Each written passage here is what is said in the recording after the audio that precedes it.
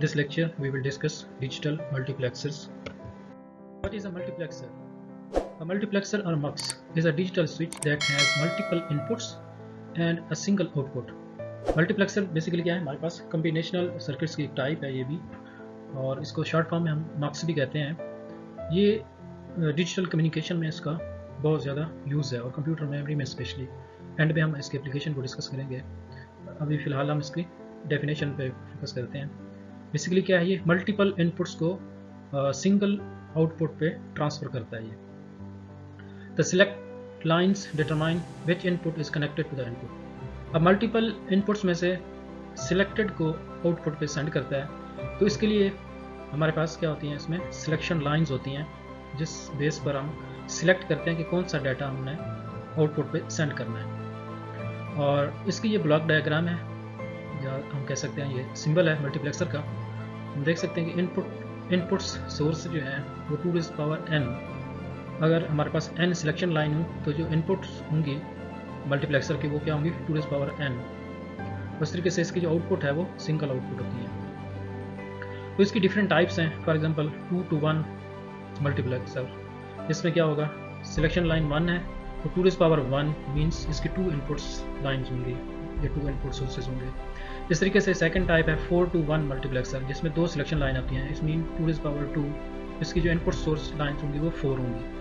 इसी तरीके से 2 अगर 3 सिलेक्शन लाइन्स हैं हमारे पास, तो इस तरीके से जो मल्टीप्लेक्सर उसकी 8 जो है वो इनपुट्स होंगी। इस तरीके से 4 सिलेक्शन लाइन हो फॉर एग्जांपल, तो 2 तो इस मतलब उसकी जो मल्टीप्लेक्सर की जो इनपुट्स होंगी वो क्या होंगी, 16 होंगी। तो आपने ये कम्बिनेशन जो है डिज़ाइनिंग में याद रखना है कि 2n और n जो है वो सिलेक्शन लाइन है। अब इट्स मीन के मल्टीप्लेक्सर की जो इनपुट्स हैं या सोर्स हैं वो किस बेस पर सिलेक्ट होती हैं, सिलेक्शन लाइन के बेस पर हम इनपुट्स को सिलेक्ट करते हैं।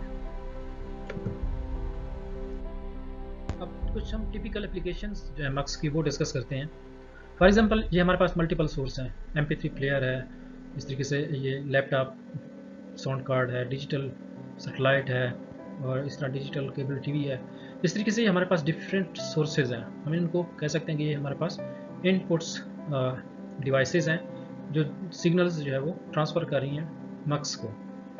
अब इसमें से क्योंकि ये कितनी सिलेक्शन लाइंस हैं, इसमें ये 4 सिलेक्शन लाइन इनपुट्स लाइन है, सॉरी इनपुट्स लाइन्स हमारे पास कितनी हैं, 4 हैं। तो इसका मतलब इसकी 2 सिलेक्शन लाइंस होंगी। फॉर एग्जांपल हम कहते हैं B and A, ये जो है इसकी 2 सिलेक्शन लाइंस हैं, और D0, D1, D2 and D3 ये जो है इनपुट्स लाइन है इसकी। तो हम अपने इन 4 सोर्सेज में से किसी एक को आउटपुट पे सेंड करना है, क्योंकि हमने डेफिनेशन में डिस्कस किया था कि मल्टीपल इनपुट्स में से किसी एक को हमने सिलेक्ट करना होता है यूजिंग सिलेक्शन लाइन। तो फॉर एग्जांपल ये आउटपुट पे है, जो साउंड सिस्टम है, ये सराउंड साउंड सिस्टम, ये आउटपुट है हमारे, कोई एक हमने सिलेक्ट करना है। अब वो कैसे सिलेक्ट करना है, इन सिलेक्शन बेस के ऊपर। फॉर एग्जांपल अगर हमने MP3 की साउंड जो है ये फर्स्ट, इसको हमने सेंड करना है, तो हमें सिलेक्शन लाइन B और A की जो है उसको अगर हम 0 कंसीडर करेंगे तो ये जस्ट एक D0 को पे जो है MP3 उसको सेंड कर देगा उसकी साउंड को। इस तरीके से अगर हम A को 1 रखेंगे और B को 0 रखेंगे तो ये फिर लैपटॉप की साउंड को सेंड कर देगा ये D1 को, एंड सो ऑन। इस तरह सैटेलाइट की और केबल टीवी की। तो ये डिपेंड कर रहा है कि ये सिलेक्शन लाइन A B जो है इनकी वैल्यूज़ क्या होंगी, इस बेस पर जो है वो सिलेक्शन करके सेंड कर रहा होगा। तो अब हम इसका नेक्स्ट स्लाइड में डिटेल से इसका जो प्रोसेस है, ये डिजिटल सर्किट है कैसे काम करता है, ये बेसिकली इसकी जो फंक्शनैलिटी उसको डिस्कस करते हैं। फॉर एग्जांपल ये हमारे पास 4 to 1 मल्टीप्लेक्सर है। 4 to 1 मीन्स इसकी 4 इनपुट्स लाइन्स हैं, 1 जो है आउटपुट है, और इसकी 2n के अकॉर्डिंग तो इसकी जो सिलेक्शन लाइन होंगी वो 2 होंगी, A और B। तो A B सिलेक्शन लाइन है हमारे पास, और ये 4 जो है इनपुट सोर्स हैं, D0 D3, और ये हमारे पास एंड गेट है यहाँ पे, और ये एंड में इनको सम कर रहा है। इसमें से एक जो है वो 1 रहेगा और जो रिमेनिंग है वो 3 जो होंगे वो 0 होंगे, और एक कोई इनमें से एंड गेट ऑन होगा जो कि आउटपुट दे रहा होगा। इस तरीके से ये 4x1 मल्टीप्लेक्सर का सिंबल आप देख सकते हैं, MUX का ये सिंबल है। इस तरह D0 to D3 ये 4 इनपुट्स हैं इसकी, और A B जो है सिलेक्शन लाइंस हैं, और इस तरह Y जो है वो आउटपुट है। अब इस टेबल को हम देखते हैं, A B ये सिलेक्शन लाइंस का टेबल है। फॉर एग्जांपल A 0 है एंड B भी 0 है, तो अगर A 0 होगा तो A की 0 मीन्स D3 जो है ये ऑफ हो जाएगा, और इस तरीके से ये D1 भी ऑफ हो जाएगा। और इस तरीके से अगर B0 होगा तो ये D3 0 है, ये ऑफ हो जाएगा क्योंकि ये एंड गेट है, कोई भी इसकी एक इनपुट 0 हो गई तो ये ऑफ हो जाएगा। इस तरीके से ये D2 भी ऑफ हो जाएगा। तो जस्ट हमारे पास ये D0 जो है ना, ये ऑन रहेगा इस केस में जब A0 और B0 होंगे, क्योंकि ये कॉम्प्लीमेंटेड इनपुट्स, यहाँ से ये नॉट गेट यूज़ हो रहा है, तो यहाँ से B की वैल्यू 1 होगी यहाँ पर भी, और यहाँ से A की वैल्यू भी इसमें 1 जाएगी। तो D0 ऑलरेडी ऑन है, इस पे डाटा 1 होगा, तो ये गेट जो है ऑन हो जाएगा, और इसकी क्योंकि सारी इनपुट्स 1 हो जाएंगी तो ये आउटपुट पे आ जाएगा। इसी तरीके से ये D1 उस वक्त ट्रांसफ़र होगा जब B0 होगा और A 1 होगा। इसी तरीके से B0 होगा तो ये भी ऑफ हो जाएगा, ये D3 वाला ये गेट भी ऑफ हो जाएगा। और इसी तरीके से यहाँ से A की वैल्यू 1 है तो A 1 है, तो यहाँ से नॉट गेट है तो यहाँ से 0 पहुँचेगा इस गेट में, तो ये D0 भी ऑफ हो जाएगा, तो जस्ट D1 ऑन होगा हमारे पास। इसी तरीके से जब B1 हो A 0 हो तो उस वक्त D2 ऑन होगा, रिमेनिंग जो है 0 होंगे। तो आपने ये जस्ट माइंड में रखना है कि क्योंकि एंड गेट है, एंड गेट में कोई एक भी 0 होगी इनपुट तो ये वो गेट ऑफ हो जाएगा। ये उस वक्त जस्ट ऑन होंगे गेट जब सारी इनपुट्स इस जो है इसकी वो 1 1 होंगी। इन तीनों इनपुट्स इसको जब 1 1 मिलेंगी वही गेट ऑन होगा और उसी की जो है आउटपुट जारी होगी यहाँ और गेट में, और फाइनली एक ही वाई की जो वैल्यू है D0 D1 D2 या D3 कोई एक जो है आउटपुट पे जारी होगी। तो हमने ये देखा कि इसी तरह का ये सर्किट होता है, डिजिटल सर्किट होता है मल्टीप्लेक्सर का, कि हम सिलेक्शन लाइंस के थ्रू हम कंट्रोल कर लेते हैं मल्टीपल इनपुट्स को, कि जिसको हमने सेंड करना था उसकी इनपुट्स को 1 1 कर देते हैं, और जो रिमेनिंग है उन पे 0 इनपुट अप्लाई कर देते हैं, तो वो क्या हो जाती है, उसकी इनपुट 0 हो जाती है। इस तरीके से ये मल्टीप्लेक्सर की वेव फॉर्म है, ये आप देख सकते हैं यहाँ पर। अगर A जो है ये 0 है यहाँ डाउन, तो इस तरीके से ये B भी 0 है यहाँ पर। तो हमने देखा था जब A भी 0 हो B भी 0 हो तो उस वक्त D1 ऑन होगा, तो ये D1 यहाँ पे रेड इशू हुई है। इस तरीके से ये यहाँ पे D0 ऑन है। तो इस तरीके से जब A 1 होगा और ये B जो है वो स्टिल 0 है, उस वक्त हमने देखा था ये D1 ऑन होगा, तो ये D1 यहाँ पे ऑन होगी, तो इसकी जो आउटपुट है वो रेड 1 हो जाएगी। और इस तरीके से नेक्स्ट स्टेप में हम देखते हैं जब B 1 है और A 0 है, उस वक्त D2 ऑन था, तो यहाँ पे D2 ऑन है, ये रेड वेव यहाँ पे आप नज़र आ रही है। इस तरीके से नेक्स्ट जब B 1 और A भी 1 तो उस वक्त D3 ऑन है, ठीक है, तो यहाँ पे D3 रेड है, यहाँ पे आउटपुट डाटा पे आप देख सकते हैं। इसी तरह नेक्स्ट ये रिपीट होती जाएगी ये वेव फॉर्म। तो ये हमारे पास AB जो थी ये यहाँ पे सिलेक्शन लाइन थी, और ये Y जो था ये आउटपुट डाटा था, और ये हमारे पास क्या था, इनपुट डाटा था D0 to D3। तो इस तरीके से ये वेव फॉर्म है, वो इसको हम देख सकते हैं कि AB की वैल्यू को कंट्रोल करके कि कोई एक ऑन होगा। या हम देख सकते हैं यहाँ पर जो इनपुट डाटा है D0 D1 D2 D3 एक ही टाइम पे कोई एक ही ऑन हो सकता है, क्योंकि यहाँ पे देखें आप D0 ऑन है, इस केस में D1 ऑन है, इस केस में D2 ऑन है, और यहाँ पे D3 ऑन है।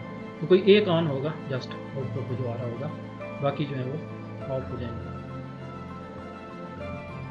इसी तरीके से 8x1 मल्टीप्लेक्सर भी डिज़ाइन होता है।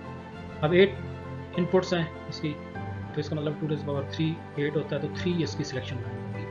तो ये हमारे पास A B C ये सिलेक्शन लाइन है, और साथ में उनके कॉम्प्लीमेंट भी यहाँ लिखे हुए हैं। तो सेम इसी तरह का इसका टेबल बनेगा 3 वेरिएबल्स का, जैसे प्रीवियस 4x1 का टेबल हमने देखा है, उसी तरीके से ये वर्किंग करता है बिल्कुल। इसी तरीके से हम 16x1 का मल्टीप्लेक्सर भी डिज़ाइन कर सकते हैं। अब 16x1 का मतलब क्या होगा, 2⁴, उसमें 4 सिलेक्शन लाइन्स होंगी और 16 उसकी इनपुट लाइन हो जाएंगी। तो इस तरीके से आप कोई भी मल्टीप्लेक्सर का डिज़ाइन कर सकते हैं। और इसका जो मेन फंक्शन आपने देखा कि ये मल्टीपल इनपुट्स में से कोई एक को सिलेक्ट करके आउटपुट पे सेंड करता है, और हम सिलेक्ट किससे करते हैं, या सिलेक्शन लाइन से।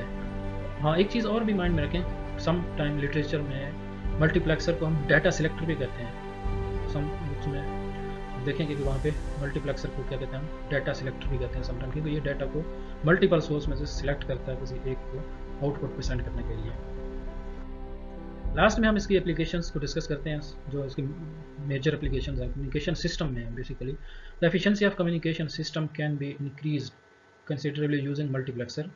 Multiplexer allow the process of transmitting different type of data such as audio, video at the same time using a single transmission line.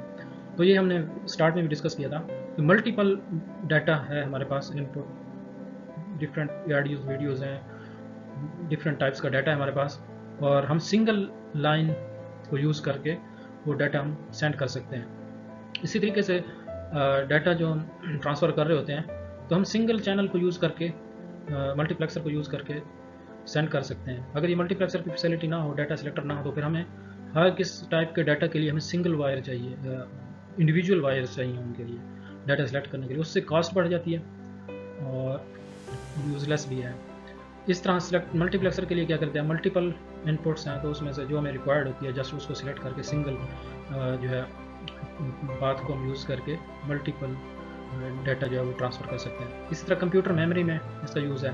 तो multiplexer is used in computer memory to keep a vast amount of memory in computers, and also to decrease the number of copper lines necessary to connect the memory to other parts of computer.